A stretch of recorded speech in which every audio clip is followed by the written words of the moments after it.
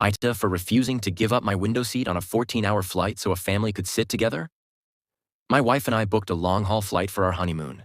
We paid extra for window seats, specifically so I could sleep. I'm a nervous flyer and being by the window helps. Fast forward to boarding, a family of 4 approaches our row. The parents explain they couldn't book seats together and ask if I'd mind switching with their teenage son, who's in a middle seat a few rows back. I politely declined, explaining I'd paid extra for the window and needed to sleep.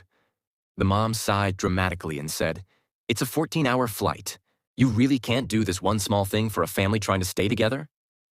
I reiterated that I needed the window seat and suggested they speak to a flight attendant about possible solutions. The dad then chimed in, saying something about selfish millennials and how I was ruining their family vacation. I put on my headphones and ignored them.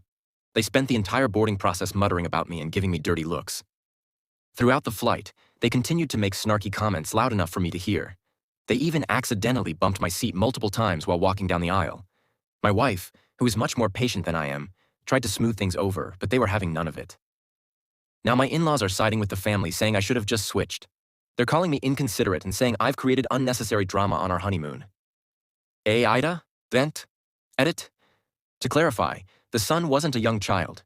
He was a teenager, perfectly capable of sitting on his own. Also, the plane wasn't full. There were plenty of empty seats, but apparently none together. End. Edit 2. Some people are asking why I didn't offer to switch with the mom. Her seat was a middle seat even further back. Switching with her wouldn't have solved their problem and would have put me in a worse situation.